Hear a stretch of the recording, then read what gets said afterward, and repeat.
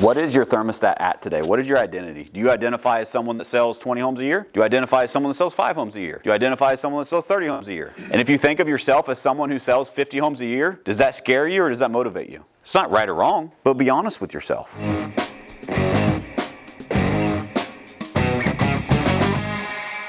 Sometimes we identify as someone that makes $50,000 a year.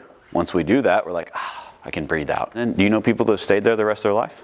I do. But do you want to, and maybe you want to be that person, and no judgment if you do, but I also want to encourage you, if you want more, this is the environment we can help you get more. But do you get before you become, or do you become before you get? If you are a $50,000 person and you want to become a $75,000 person, do you get the $75,000 and then you become the person that gets $75,000? Or do you get the habits, the routines, the rituals of someone that is a $75,000 earner, and then you become a $75,000 earner? That makes sense? I think too many people, and I love seeing the heads nod.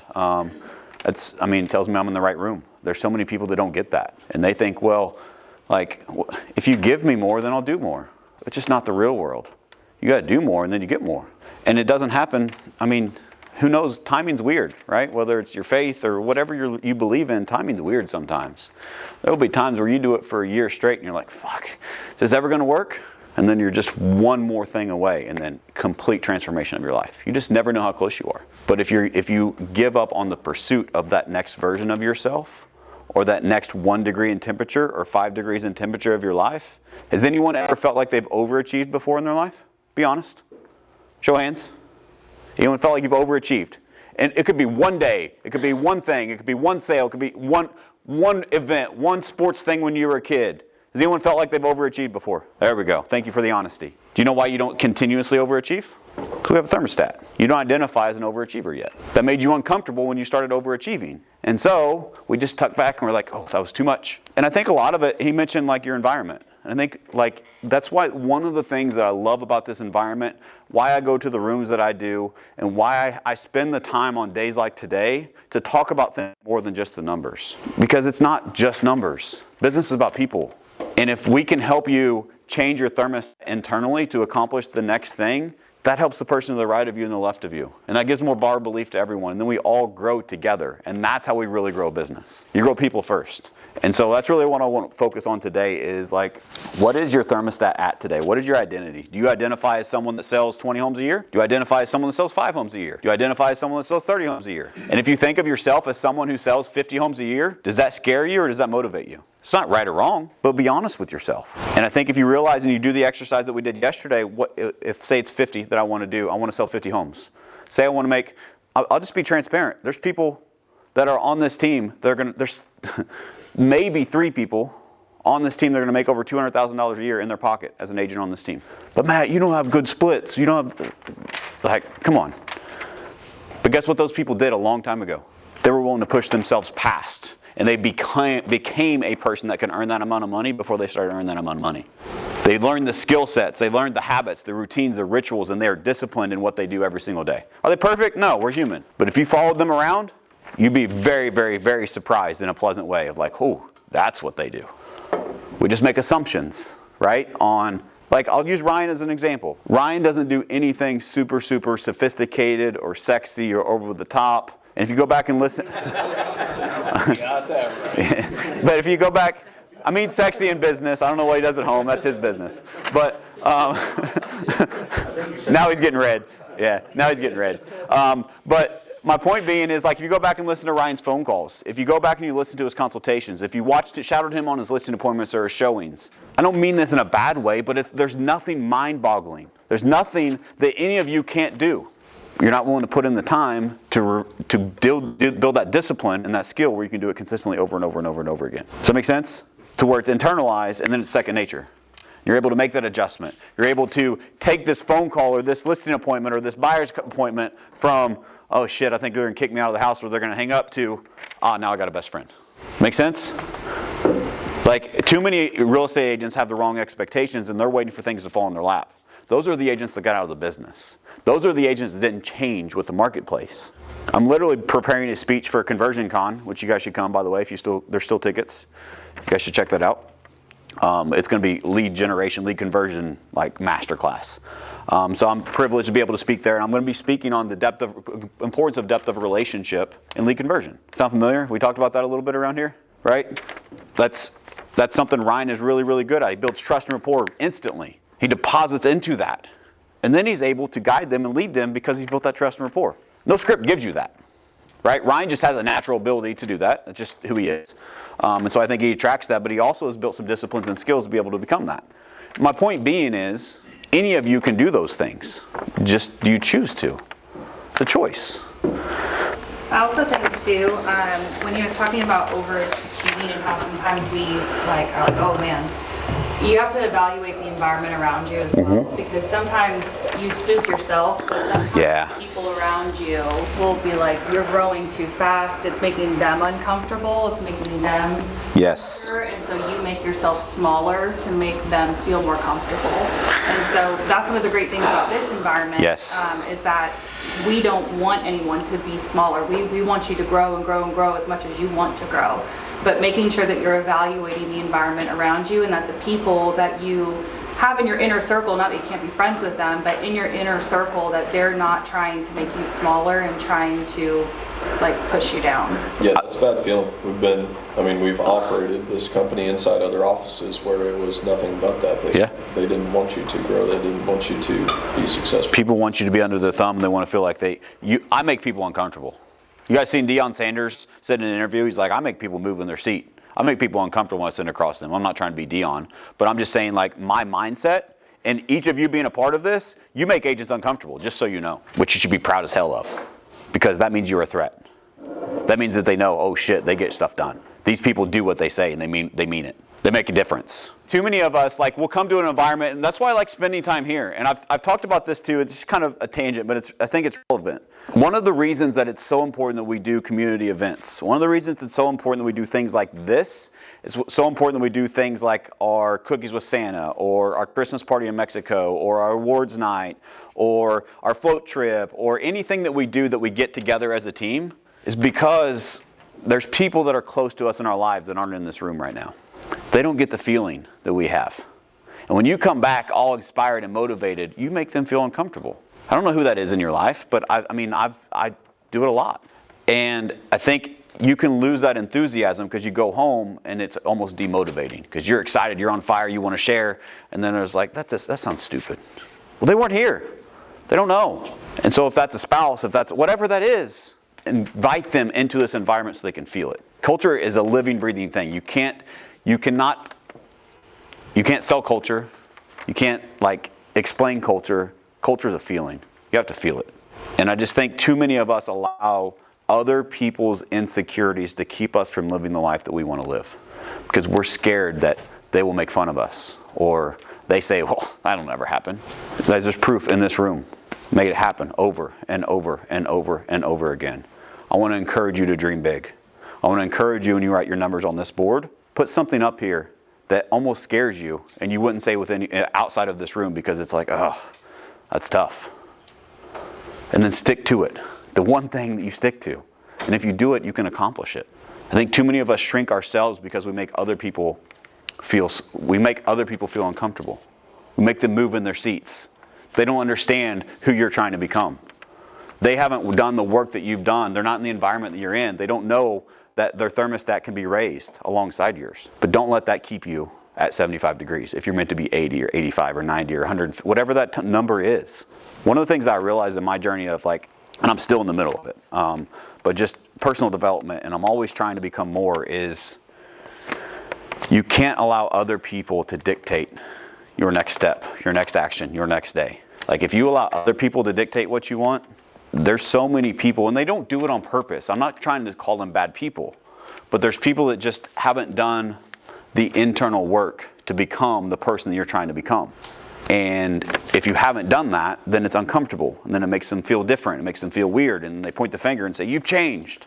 Why haven't you?" Yes, I've changed. I'm not the same guy I was in high school. Thank God, right? But you know how long I let that keep me from growing? Because I wanted to keep the same friends. I still love those people. They're great people. They just weren't on my next path. I feel like we're all meant for more. And I want to encourage people to come with me. Things that makes this environment so special is that we are taking that next step and we encourage each other to take that next step together.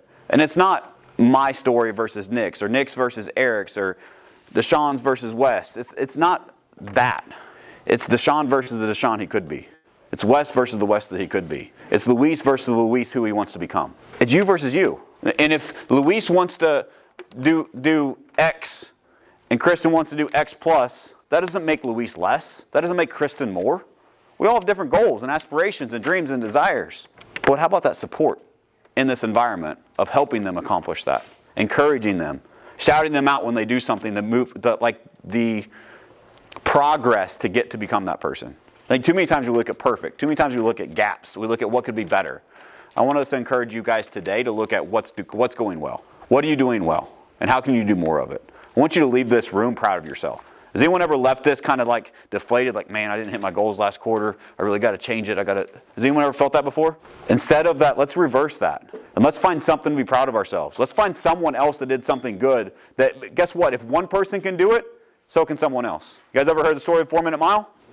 I don't know the exact specifics, but I know the guy's name, Roger Bannister. Is that right? I think that's it. The first name. Yeah, Roger something. It started with a B. We'll call him Bannister. But it was for years and years and years, people were trying to break it, and it just never could happen. It was years. Every day people were trying to break it. Nobody could break the 4 Minute Mile. It was deemed impossible. All of a sudden, one day, one guy breaks it. You know how many people broke it in the next 12 months? Lots. Hundreds. Had the belief, if one man can do it, so can another. And so I want to use that as the bar of belief. When someone comes up here and you see it, instead of being like, man, I wish I was better. No, if they can do it and I want it, I can get it too. Who do I need to become to get it? Reach out to them and say, hey, Nick, man, what's working for you? I know you said this go to the board. I want to go deeper on that. Really take me through what's working for you. Nick, would you share that with someone? That's this environment. But if you don't reach out and you don't ask and you make assumptions or you even play, some of us are probably guilty of this. That feeling that you get back when you're excited from an event like this and you go to your spouse, you go to a family reunion, whatever, and people kind of belittle your ambition and they project their insecurities onto you. Is anyone guilty of maybe doing that to someone else in this room from time to time? It happens. So I want to encourage us to encourage each other. How can we help someone be more? How can we help someone be better? And so there's a few things I'm going to go through. I think the theme of today is going to be our identity, because your identity determines your success. Who do you identify as? There's going to be a story at the end that I'm not going to give it away that will hopefully give you a whole nother perspective of why we stop growing as humans. Because I think what's really, really cool for me, but it's also a huge challenge, is we have an environment that facilitates people to outgrow their identity on a consistent basis. They come in here, they plug in, and they accomplish more than they thought was possible. Raise your hand if that's happened to you. Cool. I want to help you today, once you get to that point, or if you haven't got to that point yet, how do we either get you there or how do we get past there to that next thing? How do we raise your temperature, your thermometer? Thermostat, that one. How do we raise your thermostat so that you can become, now your accomplishment is your new standard? Does that make sense? Cool.